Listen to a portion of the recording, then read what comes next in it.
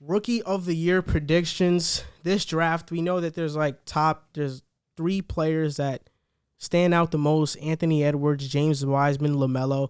I'm guessing one of your answers will be one of those guys, but you guys may surprise me. But who do you think will be the rookie of the year this season? I'll start. I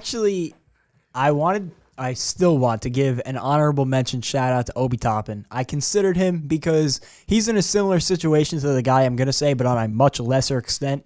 If the Knicks want to be a playoff team this year, and we've discussed it, you can laugh all you want, but the Knicks are on that outside the bubble fringe, especially with it being a 10-team, the double play-in. I can definitely see the Knicks at least getting that 10 seed and being in one of the play-in games. The only way that happens, though, is if RJ, Obi, or both of them take a big step this year. Obviously, it's his first year, but take a big step and contribute a lot. So I wanted to give an honorable mention shout-out to him. But my pick is James Wiseman. And the reason is I think we've all spoken about how Steph Curry coming back makes the Warriors a playoff team if he stays healthy. And losing Klay means that somebody's going to have to step up for that team. And they're not like the Knicks where they have a long shot at making the playoffs. I think the expectation for them is to at least be a playoff team.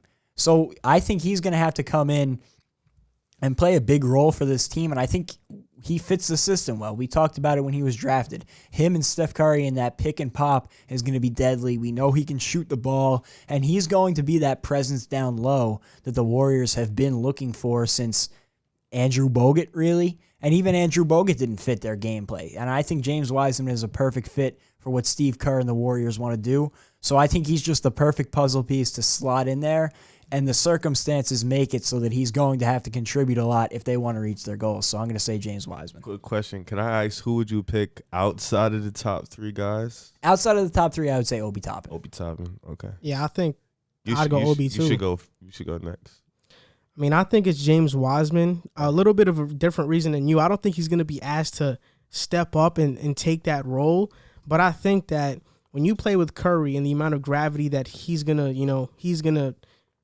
have when people are guarding him on defense, I think James Wiseman is going to get about 8 to 10 garbage buckets a game. And what I mean by that is he's going to be very open. He's going to have lobs. It's going to be fast break.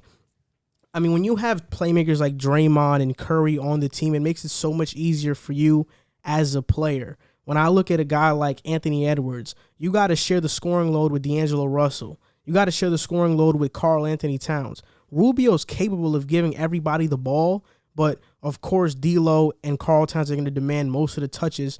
When you look at LaMelo, the same thing. They have a lot of guards. Gordon Hayward is there. They're going to need touches. So maybe LaMelo will get more assists, of course, but I think I can see Wiseman averaging 16 and 10. Last year, Draymond led their team in rebounds with 6 a game, and they were 24th in rebounding. So you bring in a guy that's 7'1", 250, he's going to take it to another level. He'll probably average 10 rebounds a game, in my opinion. And then who would be your outside of the top 3? I think it's Obi Toppin. When you go look, I don't think the Knicks have a chance to make the playoffs, and I'm a Knicks fan. They do not have a chance to make the playoffs, and they better not be thinking about it. They better be thinking about just being competitive and having a good shot to get Cade Cunningham. Well, that's what they have to think about. That means you have to get the number 1 pick in the draft. I mean, in this new draft lottery, you don't have to be the worst team to get the number 1 pick. So I think that the Knicks won't be competitive, and Obi, even though I think he has the potential to score a lot, there's no point guard on the Knicks that can set him up. Like on Golden State, a Curry can set up Wiseman, or Minnesota, Rubio can set up Edwards. It's just 2 different situations. Damn, I mean, I was also going to pick James Wiseman. I was going to steal a little bit from both of you guys. I think the Bogut comparison was pretty good because Wiseman does a lot of what Bogut does defensively, but he's more athletic, and like you said, he's going to get a lot of pick and rolls, pick and pops, easy buckets off transition. He's going to get a lot of rebound. I feel like he's going to fit into that, not DeAndre Jordan impact, but he's going to kind of be like a DeAndre Jordan, get a lot of just dunks and wide open layups. So I also would pick James Wiseman.